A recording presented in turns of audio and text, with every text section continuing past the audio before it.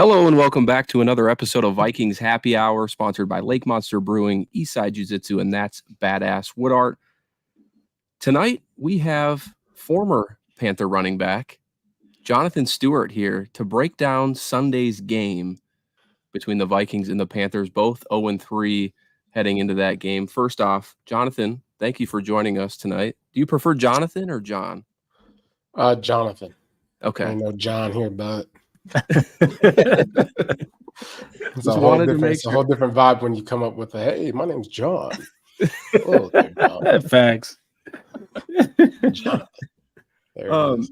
Before we get into the game itself, I had a question just for you, given that you were a former player and obviously played with some different head coaches. So Kevin O'Connell this week in the media for the Vikings, we've had fumbling issues, if you didn't know, here in Minnesota, 7 through 3 games, which is one away from what we had all last season. And he came out and was like, listen, it's going to get fixed one way or another.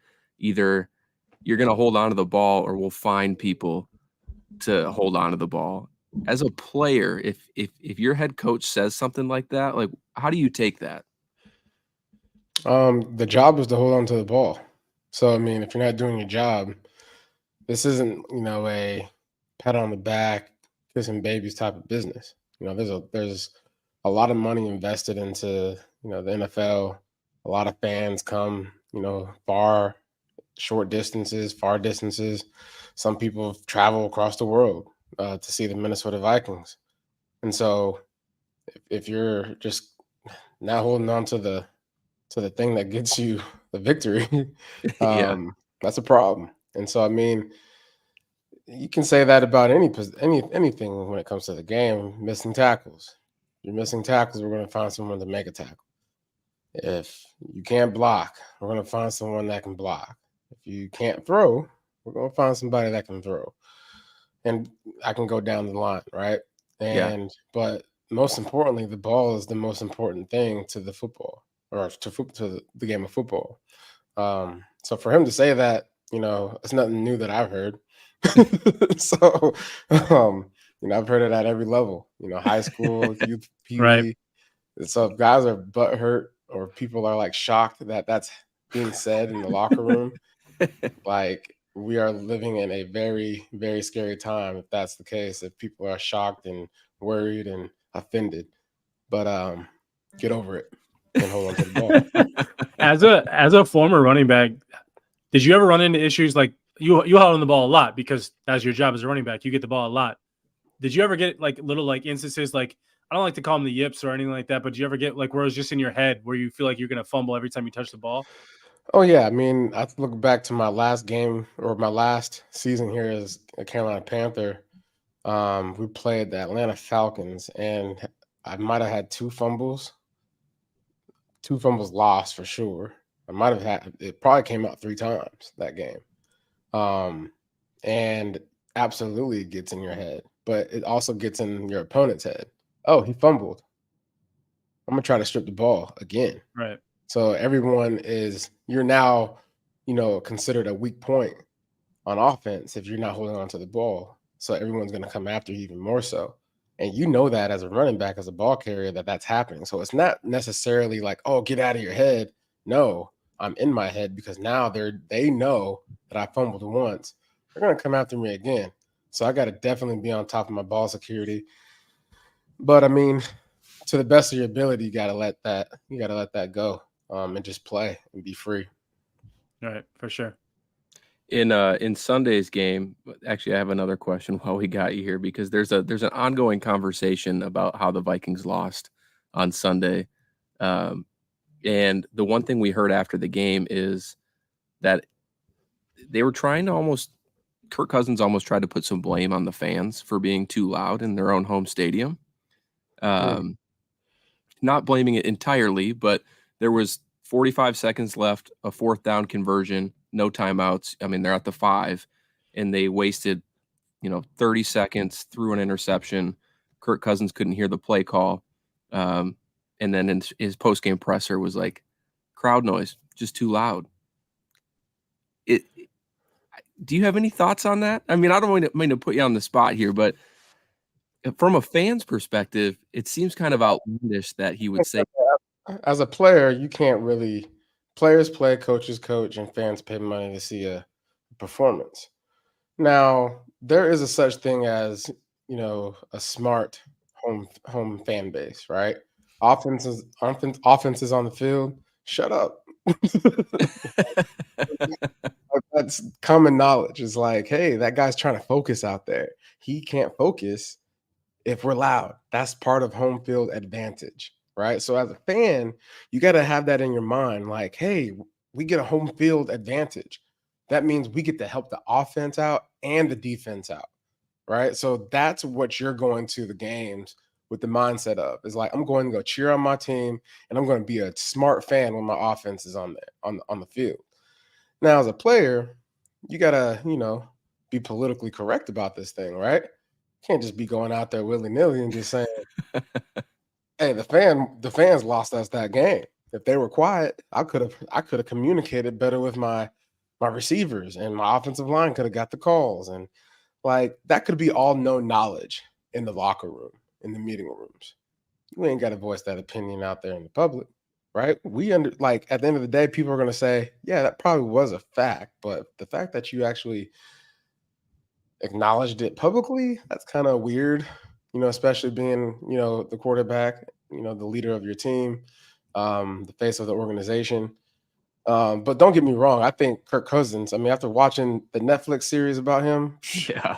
he's on the earth. So, I mean, as a fan, you can't really be mad at him. I mean, he's the salt of the earth. You saw him on, if you watch Netflix and you feel salty about what he said this past game, better about him.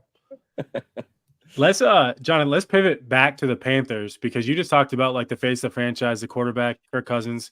Let's talk about the Panthers quarterback. Obviously, Andy Dalton played last week because Bryce Young was in concussion protocol. But as you know, as a former Panther, as someone that's close to the team, still I'd assume have a lot of connections. How do you feel about Bryce Young's development so far? And like, what do you think? What do you think about him so far? And where do you see him going forward as the quarterback for the Panthers? I like what I've seen so far. I mean, we've had some of our own issues. Obviously, depth at the offensive line has been, something that's been a struggle for us, getting young guys in there that might not really be ready and developed at that level to be, getting all the calls in and seeing everything at the front and understanding, like what the offense is trying to accomplish on certain plays, downs and distance. It's a different level and different experience in the trenches going from college to the pros. So when you got guys that are injured and banged up and you got the younger guys having to step up, I mean, at the end of the day, there's really no excuse. You're a pro. You need to attack this game like you're a starter every week when you're in practice and when you're, approaching games. You got to expect that you're going to be playing, and you got to expect to go out there and dominate. And so, but given the fact that we are in our situation, I think Bryce Young has handled it, perfectly. I mean, now I'm glad we got the 2 interception game out of the way, and what we saw was he was able to learn from that. The following week we have no interceptions, right? And then we have the fumble, and then we didn't get to see him, answer the next week because he was injured in that game. But I saw a lot of good things from Bryce Young in the sense of his anticipation in the pocket, guys breaking out of their routes, hitting them in stride. A lot of those things, is what we expect out of a first round draft pick.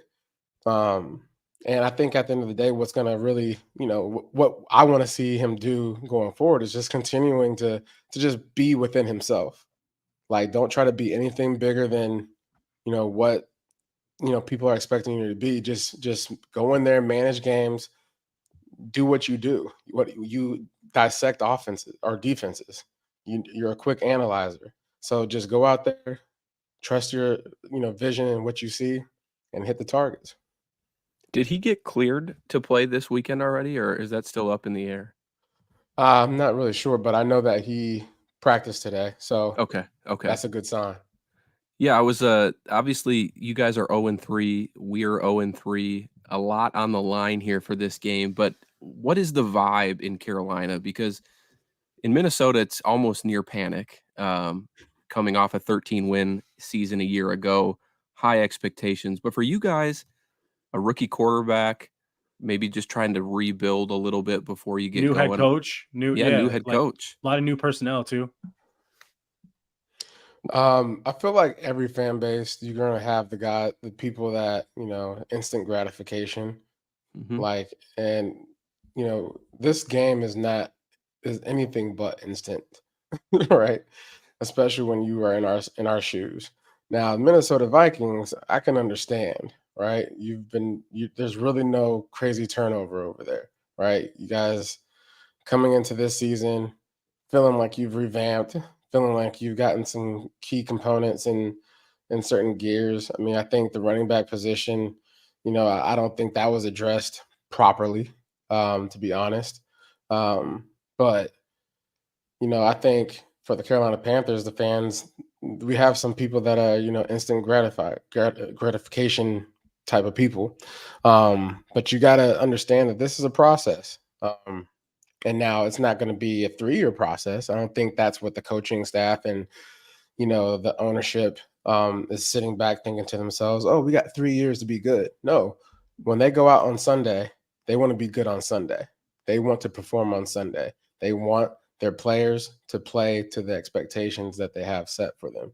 So, and as does the fans.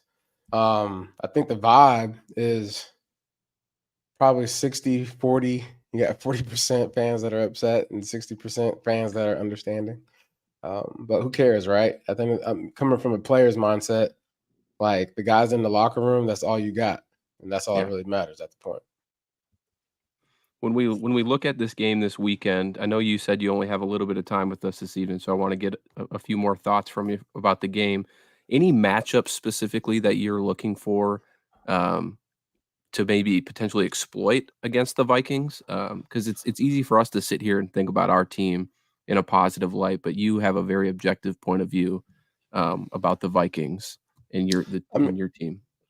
I haven't really given much look at the Vikings, to be honest. But as far as what I know, the Carolina Panthers have shown, um, we can be effective in the passing game. Andy Dalton proved that, with his decision making against the Seahawks, in an environment that isn't easy, especially with the rain coming down and all that. So the weather's supposed to be perfect here for game day. I expect us to be able to exploit the defense in the passing game no matter what.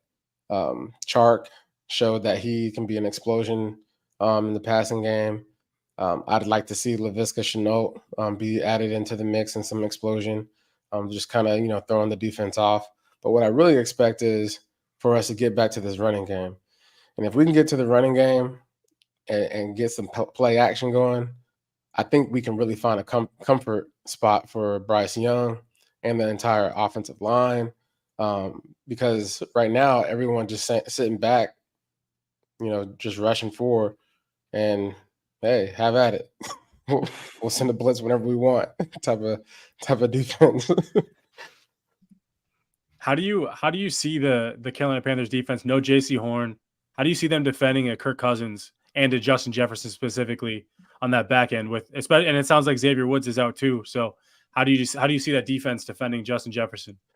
Well, you gotta defend by getting to the quarterback. You got to make sure you get in You got to get in Kirk's face.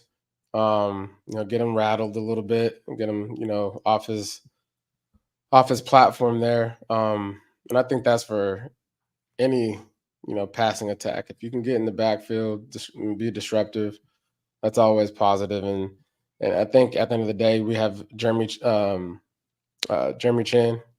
and I think we'll see some things out of him. I mean, he hasn't really been playing that much. I expect to see more of Chin taking some action to the field and creating some turnovers, which is what we really need. Coming off, maybe we'll see some blitz packages with him. Trying to think here. We had a lot of injuries. So it's to be determined as far as like who's expected to play.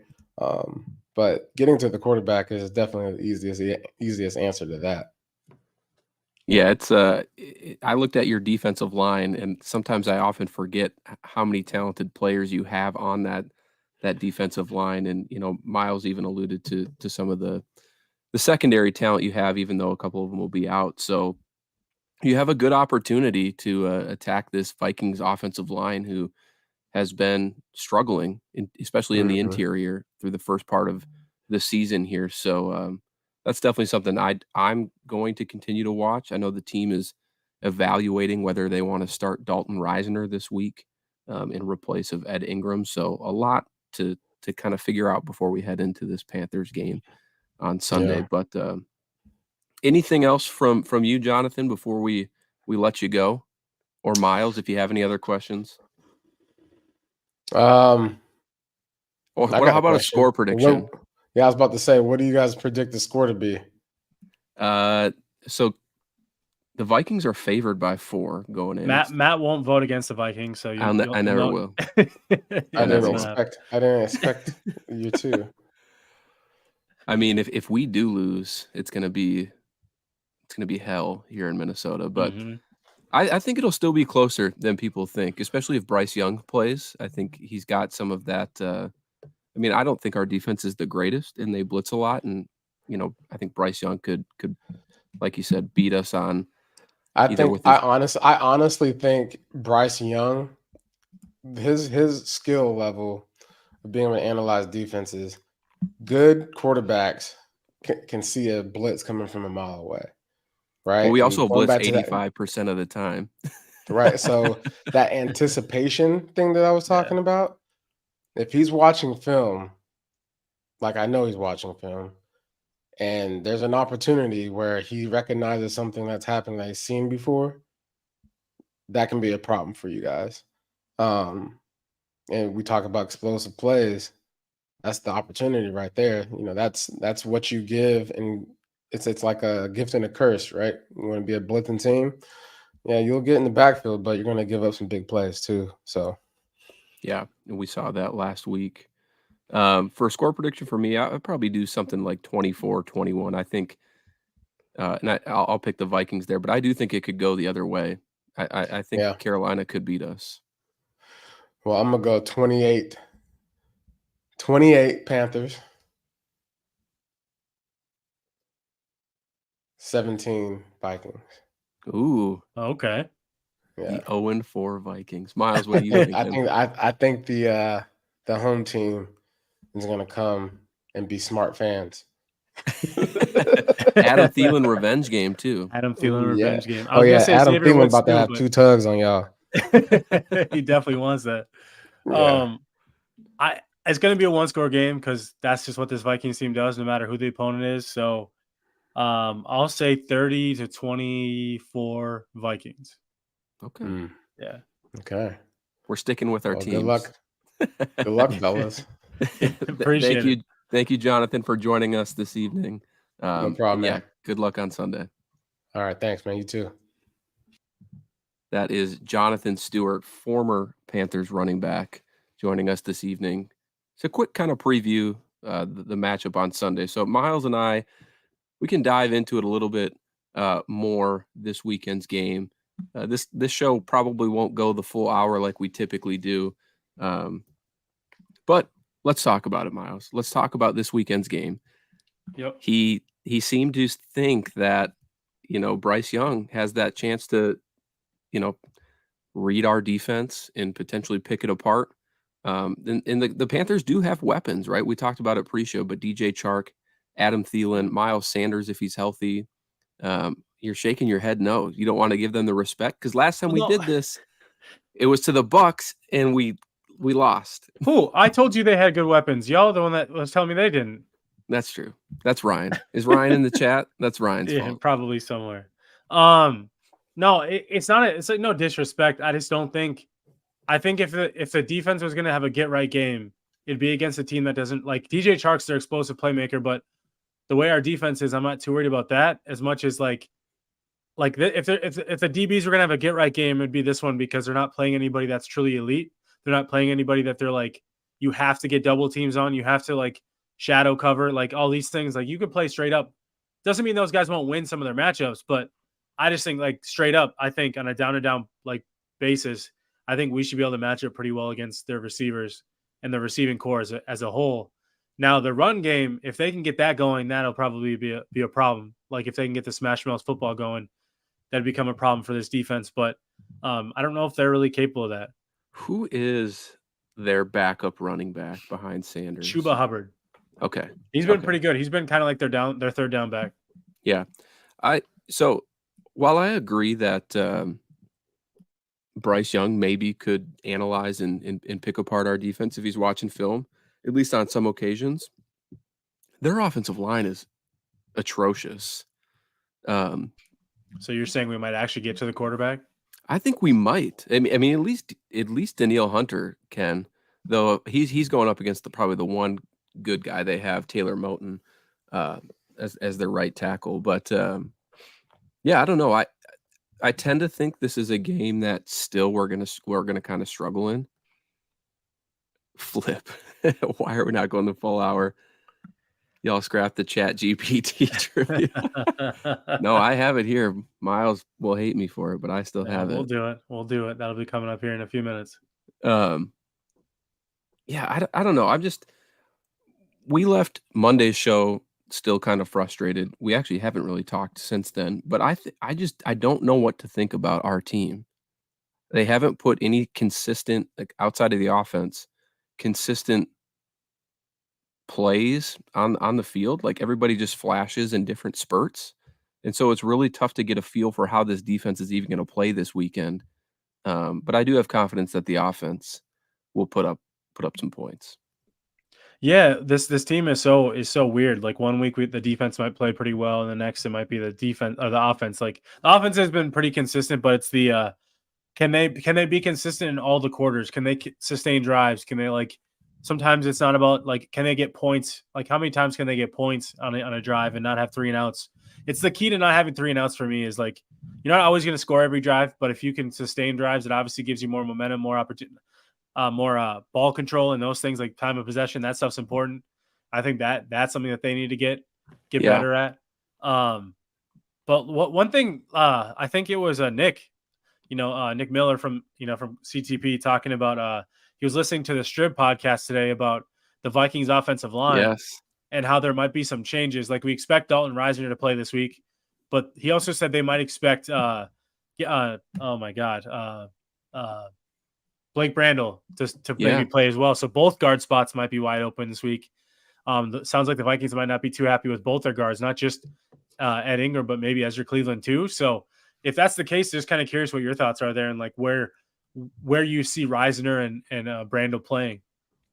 Yeah, so I think that the Risner thing is inevitable, right? He's going to supplant either Cleveland or Ingram. My guess it will be Ingram, but if they're having conversations about both guard positions, I feel like then maybe the Risner move is more so for Cleveland. And the reason I say that is we've had Darren Wolfson on this show before, and we've talked about the future state of Ezra Cleveland. He was drafted to be a tackle. He was put at guard. He's a free agent next year. Likely wants to be a tackle somewhere, especially making tackle money.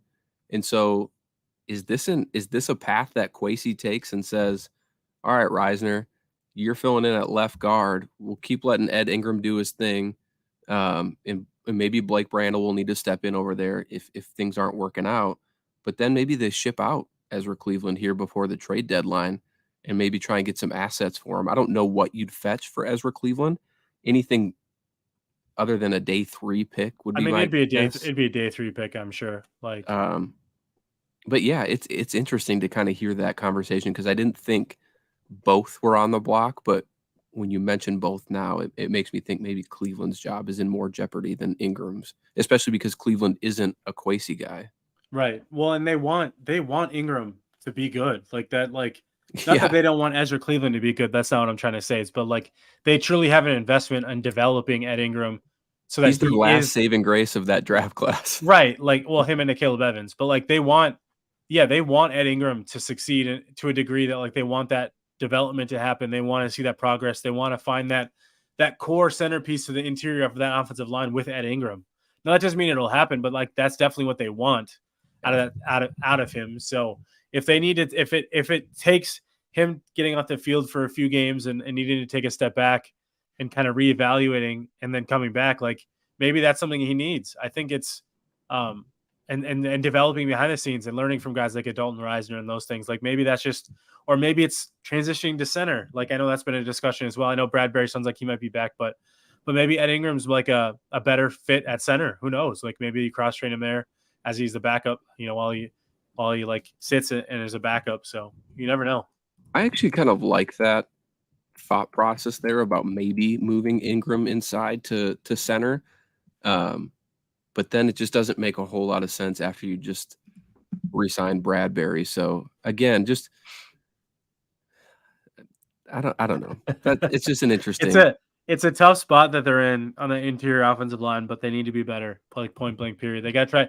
Like we're at a point last year they weren't going to change anything because they were winning, but they're at a point now where it's like anything. Like you try anything at this point to see what sticks. And that's the thing too, is like winning just cures everything.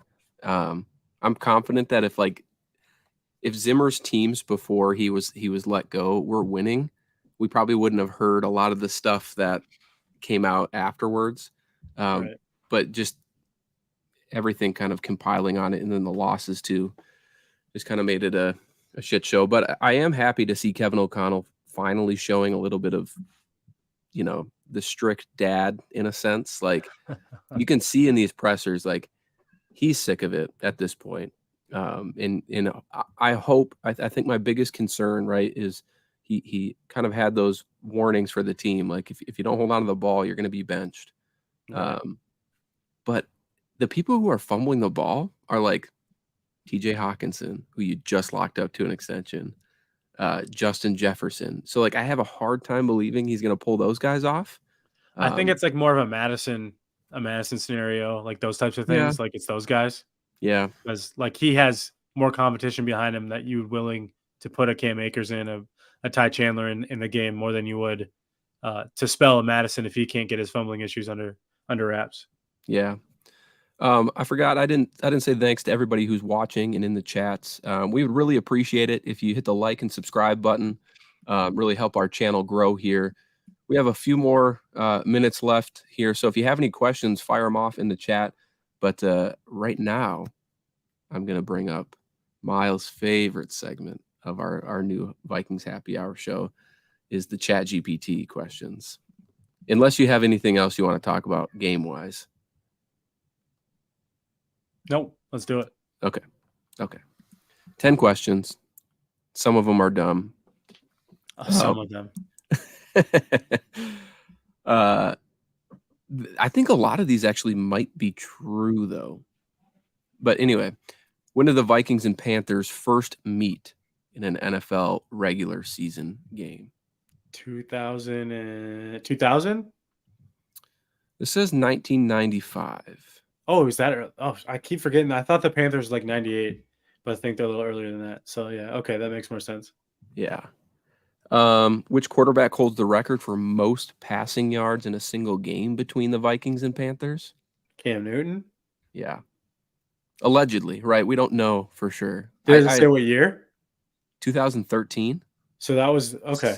That would line up. Which team has won more games in the head-to-head matchup, the Vikings or the Panthers? Vikings? The exact answer from ChatGPT is, as of my last knowledge update in September of 2021, the Vikings had won 8 of the 14 games against the Carolina Panthers. That sounds about right. Yeah. ChatGPT seems to be getting better. There you go. All-time leading rusher for the Vikings in games versus the Panthers. Peterson. Which Vikings wide receiver set a single game franchise record with 204 receiving yards against the Panthers in 2017? Adam Thielen. Yes. Is that real? I don't know, but I remember he had a big game against them in that year. I remember the big long touchdown he had I don't know if he Checking. actually had 204 yards, though. Nope, did not. 105. Oh, all right. About 100 yards off. All right. Yeah, so. Oh, my gosh. This stupid thing. Which linebacker did the Minnesota Vikings select with their first-round pick after trading up with the Panthers in 2015? Oh, Anthony Barr? Oh, we traded with the Browns. Oh, 2015. Yeah. Who did we trade? Did we trade up for Eric Hendricks? That was the Teddy draft. No, it wasn't. No, 2014 was the Teddy draft. Yeah. And Anthony Barr. The 2015 draft was Trey Waynes in the first, Eric Hendricks in the second, Danielle in the third, Stephon Diggs in the fifth. I don't know where. Well, this is telling us that we drafted Eric Hendricks in the first round, if you didn't know. Oh, okay. All right. Makes sense. Which quarterback threw 5 touchdown passes in a single game against the Panthers in 2018, tying a Vikings franchise record? Did Kirk throw 5 touchdowns against him? I'm checking. That does not seem correct. Yeah, we didn't even play them in 2018. Yeah, I was gonna say that doesn't even sound okay. Yeah, didn't even play him. He threw 5 touchdown passes in that game, though, tying the franchise record. Good for him. Man, can they get rid of this question? Which former Vikings receiver, known for his iconic mossing touchdown celebrations, also played a full season with the Carolina Panthers late in his career? Jarius Wright. Randy Moss played for the Carolina Panthers during the 2002 season. Oh, which was the final year in the league. Interesting. It was not his final year in the league. Oh, man. And the last question is, in which year did the Minnesota Vikings and Carolina Panthers last meet in a playoff game, and who won that matchup? Have they ever met in the playoffs? This says we met them in 2017, so the 2018 playoffs. And the Panthers beat us in the wild card round. But that doesn't seem correct. So again, GPT is just way off. I'm going to start. No, I'm not. That's too much work. We'll just read them off every week and see if they're actually accurate. But yeah, so we did our predictions already. Ryan is not here, so we don't really have his prediction to go off of. I lost the over-under bet last week with Alexander Madison. You guys bet the over. I bet the under on like 62.5 rushing yards. So let's pull up a quick prop bet for this week, and then we can bounce.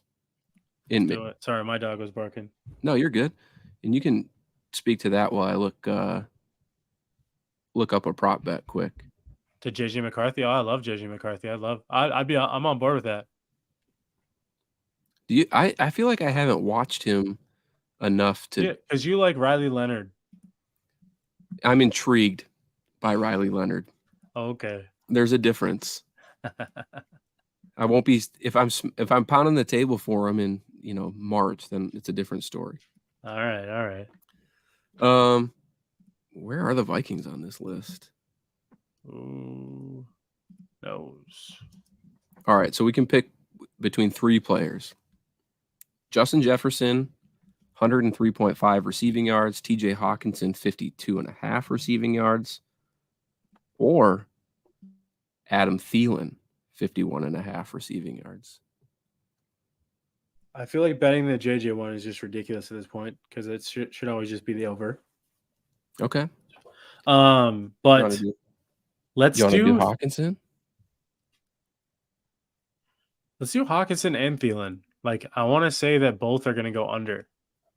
Okay. Don't ask me why. I'm just writing it down. 52.5, 51.5. Miles thinks the under on both. Yeah. Okay. I think I'll take Hawkinson's over. I think we shut down Thielen. That's where I'll go. I'll take the over on Hawk and the under on Thielen. Maybe we'll make some money this week. I'll put it in my bet sheet.